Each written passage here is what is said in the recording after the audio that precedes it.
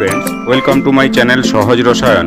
Class 11, 12, NEET, জেই men's এবং অ্যাডভান্সের কেমিস্ট্রির সব কিছু আপডেট পেতে আমার চ্যানেলটিকে সাবস্ক্রাইব করো।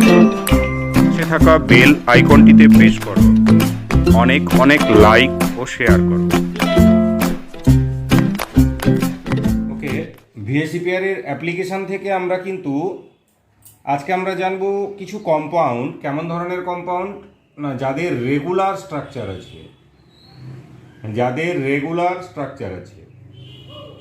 রেগুলার স্ট্রাকচার কাদের আছে না, যাদের নিঃসঙ্গ ইলেকট্রন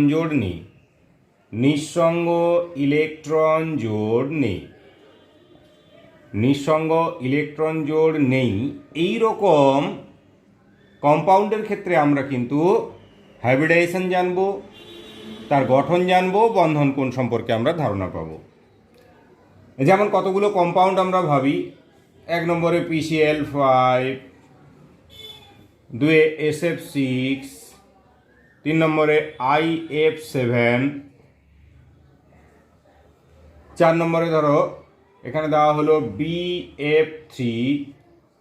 এরকম কতগুলো কম্পাউন্ডের ক্ষেত্রে আমরা যদি ভাবি, তাহলে তাদের ক্ষেত্রে আমরা কিন্তু এই ভিএসিপিআর তত্ত্বের সাহায্যে আমরা কি জানবো? সংকরায়ন জানবো, গঠন জানবো, আর বন্ধন কোণ জানবো।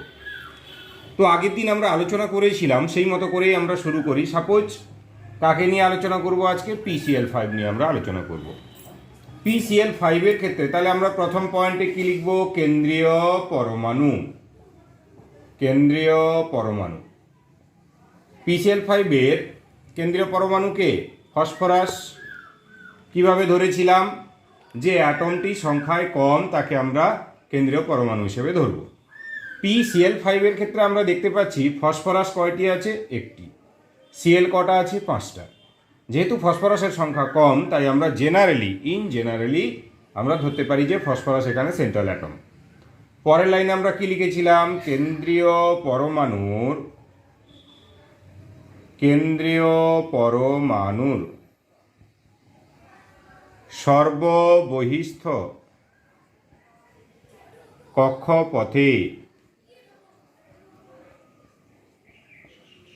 উপস্থিত ইলেকট্রন সংখ্যা। কেন্দ্রীয় পরমাণুর সর্ববহিস্থ কক্ষপথে উপস্থিত ইলেকট্রন সংখ্যা। ফসফরাসের সবথেকে বাইরে কটা ইলেকট্রন পড়ে আছে? ফসফরাস যদি 15 হয়, 15 হলে পারমাণবিক সংখ্যা 2, 8, 5। কয়টি পড়ে আছে? 5টি ইলেকট্রন পড়ে আছে, তাই আমরা লিখতে পারি 5। পরের লাইনে আমরা কি লিখব? কেন্দ্রীয় পরমাণুর চতুর্দিকে উপস্থিত ইলেকট্রন সংখ্যা। কেন্দ্রীয় পরমাণুর চতুর্দিকে মোট কয়টি ইলেকট্রন আছে? দেখো, নিজস্ব ইলেকট্রন আউটারমোস্ট শেলে 5টি। আর কি বলেছিলাম? যে এখানে সেন্ট্রাল অ্যাটম যদি ফসফরাস হয়, ফসফরাস কয়জনের সাথে যুক্ত হয়েছে? 5 জনের সাথে। বলছে যতজনের সাথে যুক্ত থাকবে আমরা ততগুলো কিন্তু 1 বসাবো। এক্ষেত্রে ফসফরাসের আউটারমোস্ট সেলে 5টি ইলেকট্রন আছে, আর ফসফরাস কয়জনের সাথে যুক্ত হয়েছে? 5টা Cl এর সাথে, তাই আমরা 5টা 1 বসাবো। 1, 2, 3, 4, 5 সমান কত? 5 আর 5 10। এবার লিখি ইলেকট্রন জোড়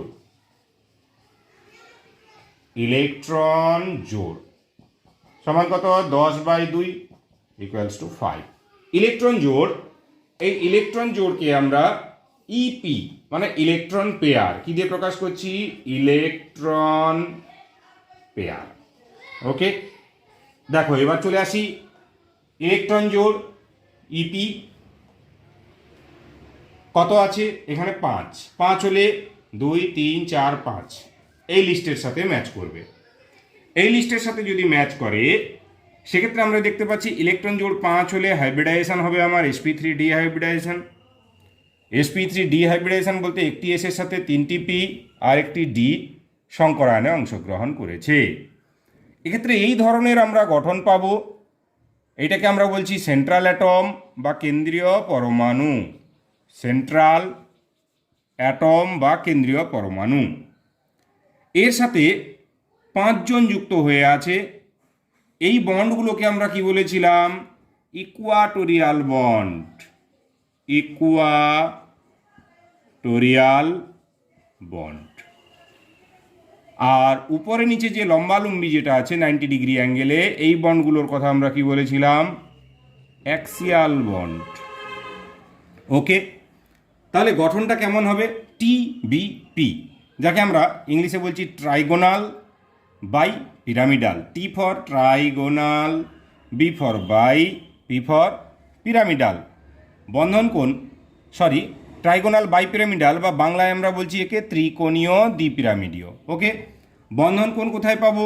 না দেখো, অ্যাক্সিয়াল বন্ডের ক্ষেত্রে বন্ড অ্যাঙ্গেল আমরা কত পেয়েছি? 90 ডিগ্রি বন্ড অ্যাঙ্গেল পেয়েছি। আর ইকুয়াটোরিয়াল বন্ড, 3টে ইকুয়াটোরিয়াল বন্ড, এটা একটা, এটা একটা, এটা একটা ইকুয়াটোরিয়াল বন্ড। প্রত্যেকটা ইকুয়াটোরিয়াল বন্ডের জন্য বন্ড অ্যাঙ্গেল কত পাচ্ছি? 120 ডিগ্রি। সেন্ট্রাল অ্যাটমের সাথে বিভিন্ন পরমাণু যুক্ত হয়ে আছে। তাহলে আমরা যদি এই ছকটাকে যদি ফলো করে নিয়ে আসি এখানে, এক্ষেত্রে আমরা দেখতে পাচ্ছি যে কেন্দ্রীয় পরমাণু ফসফরাস। তাহলে আমরা স্ট্রাকচারটা এইভাবেই আঁকতে পারি। ফসফরাস কেন্দ্রে আছে, ফসফরাস আছে। এক্ষেত্রে ইকুয়াটোরিয়াল বন্ড কটা আছে? 3টা। আচ্ছা দেখো, ফসফরাসের সাথে 5টা সিএল যুক্ত হয়ে আছে। একটা সিএল, দুটো সিএল, 3টে সিএল। আর দেখো, অ্যাক্সিয়াল বন্ডে 2টো সিএল পরমাণু যুক্ত হয়ে আছে অ্যাক্সিয়াল বন্ডের মাধ্যমে। এক্ষেত্রে অ্যাক্সিয়াল বন্ডগুলো কত বন্ড অ্যাঙ্গেল গঠন করেছে? 90 ডিগ্রি। ওকে, ইকুয়াটোরিয়াল বন্ডের ক্ষেত্রে বন্ড অ্যাঙ্গেল কত পাচ্ছি? 120 ডিগ্রি। হয়ে গেল PCl5 এর গঠন। এই গঠনের নাম কি হবে? TBP, মানে ট্রাইগোনাল বাই পিরামিডাল স্ট্রাকচার। তাহলে আমরা বুঝতে পারলাম PCl5 এর স্ট্রাকচারটা কেমন হবে। নেক্সট আইটেম আমাদের জন্য পড়ে আছে কে? SF6। আমরা SF6 এর ক্ষেত্রে কিন্তু একই রকমভাবে আমরা বন্ড অ্যাঙ্গেল বের করে নিতে পারি। SF6 এর ক্ষেত্রে আমরা যদি বন্ড অ্যাঙ্গেল ফলো করি, বা যদি এর হাইব্রিডাইজেশন ফলো করি, স্ট্রাকচার ফলো করি, সব কিছুই আমরা পাবো কোথা থেকে? BSEPR তত্ত্ব থেকে। তাহলে চলে এসো SF6। এবার নেক্সট আলোচ্য বিষয় হচ্ছে আমাদের SF6। SF6 এর ক্ষেত্রে আমরা কি লিখতে পারি? কেন্দ্রীয় পরমাণুকে সালফার। কারণ SF6 এ কেন্দ্রীয় পরমাণু সালফার হওয়ার কারণ হচ্ছে একটি সালফার, 6টি ফ্লোরিন পরমাণু আছে। তাহলে কেন্দ্রীয় পরমাণু সালফার। কেন্দ্রীয় পরমাণু সর্ববহিস্থ কক্ষপথে কয়টি ইলেকট্রন থাকবে? সালফারের ক্ষেত্রে আমরা কি জানি? সালফারের ক্ষেত্রে আমরা জানি পারমাণবিক সংখ্যা 16। 16 হলে কী হবে? 2, 8, 6। ওকে, তাহলে সালফারের ক্ষেত্রে কয়টি পড়ে আছে? কেন্দ্রীয় পরমাণু সর্ববহিস্থ কক্ষপথে উপস্থিত ইলেকট্রন সংখ্যা 6। এবার আসি কেন্দ্রীয় পরমাণু চতুর্দিকে উপস্থিত ইলেকট্রন সংখ্যা। দেখো, নিজস্ব আছে 6টা। আর SF6 এর ক্ষেত্রে একটি সালফার কয়জনের সাথে যুক্ত হয়ে আছে? 6 জনের সাথে। তাই 6টা 1, 2, 3, 4, 5, 6।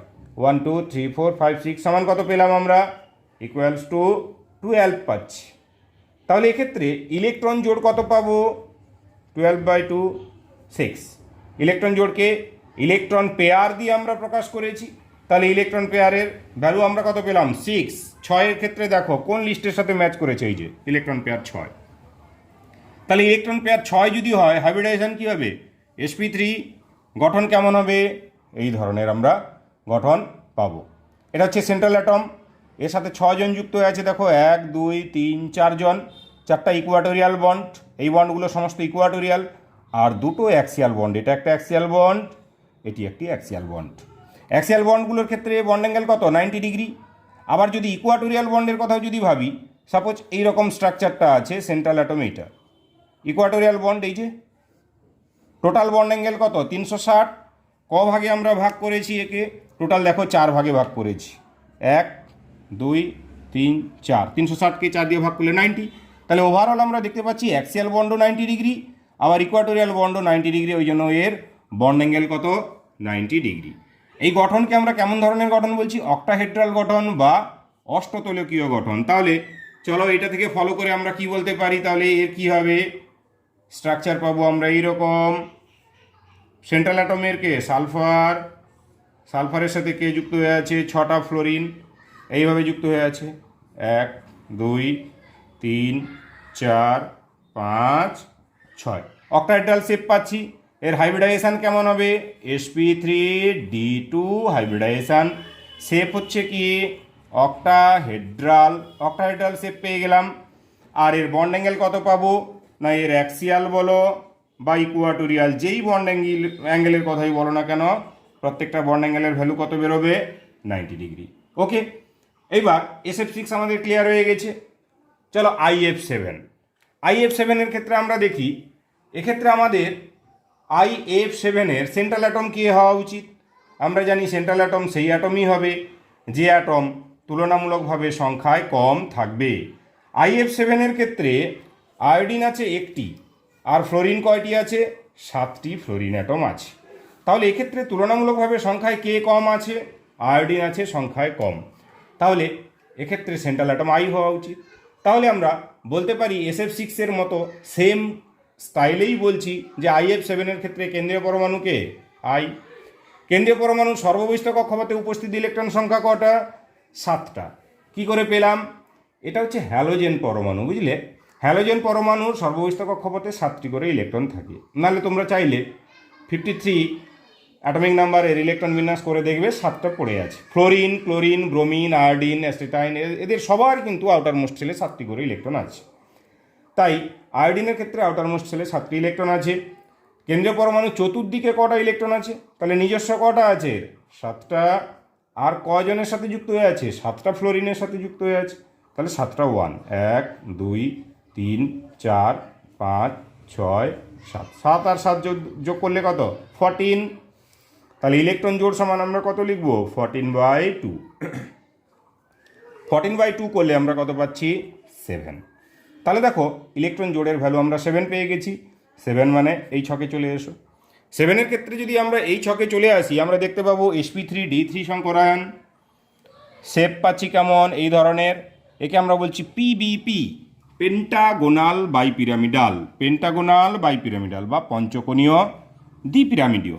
এখানে দেখো সেই একই রকমভাবে অ্যাক্সিয়াল বন্ড আছে। এই অ্যাক্সিয়াল বন্ডের জন্য আমরা 90 ডিগ্রি বন্ড অ্যাঙ্গেল পাচ্ছি।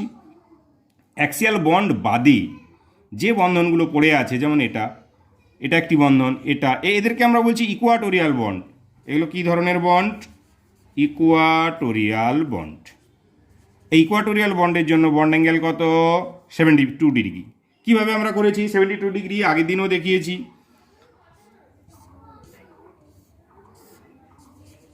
এই ধরনের যদি একটি স্ট্রাকচার হয়, তোমরাই দেখো টোটাল অ্যাঙ্গেল 360 ডিগ্রি। ক ভাগে ভাগ করেছি? 1 2 3 4 5। 360 ডিগ্রিকে 5 দিয়ে ভাগ করলে কত হয়? 72 ডিগ্রি। ওকে, 72 ডিগ্রি আমরা ইকুয়াটোরিয়াল বন্ড অ্যাঙ্গেলের ক্ষেত্রে পাচ্ছি।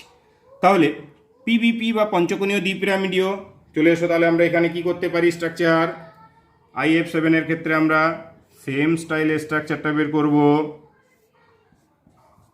সেন্ট্রাল অ্যাটম আই হয়ে গেল। অ্যাক্সিয়াল বন্ড প্রত্যেকটি থেকে আছে ফ্লোরিন। বন্ড অ্যাঙ্গেল অ্যাক্সিয়ালের ক্ষেত্রে আমরা কত পাচ্ছি? 90 ডিগ্রি। ইকুয়াটোরিয়ালের ক্ষেত্রে কত পাচ্ছি? 72 ডিগ্রি। হাইব্রিডাইজেশন আমরা কি পাবো এক্ষেত্রে? Hybridization sp3d3 hybridization. স্ট্রাকচারের নাম কি? পেন্টাগোনাল বাইপিরামিডাল বা পঞ্চকোণীয় দ্বিপিরামিডীয়।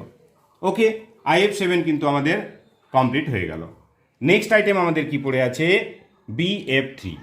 সেম স্টাইলে আমরা বলতে পারি যে BF3 ক্ষেত্রে আমরা এক্ষেত্রে বের করে নিব সেন্ট্রাল অ্যাটমকে। BF3 ক্ষেত্রে সংখ্যায় কম আছে বোরন, তাহলে সেন্ট্রাল অ্যাটমকে, বোরন অ্যাটম হচ্ছে আমাদের সেন্ট্রাল অ্যাটম। বোরনের আউটার মোস্ট সেলে কয়টি ইলেকট্রন পড়ে আছে? না বোরনের 5 যদি হয় পারমাণবিক সংখ্যা, আমরা লিখতে পারি 2 3। 3টি ইলেকট্রন আউটার মোস্ট সেলে পড়ে আছে 3। এবার দেখো চতুর্দিকে কটা ইলেকট্রন পড়ে আছে? নিজস্ব ইলেকট্রন 3টা প্লাস 3 জনের সাথে যুক্ত হয়ে আছে, তাহলে 3টা 1 ইকুয়ালস টু কত? 6।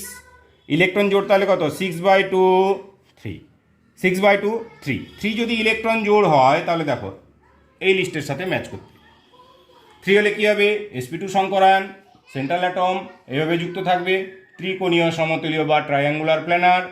Bond angle 120 degree. Bond angle কত পাচ্ছি আমরা? 120 ডিগ্রি পাচ্ছি। তাহলে বন্ড অ্যাঙ্গেল 120 ডিগ্রি এবং স্ট্রাকচারের নাম হচ্ছে কি?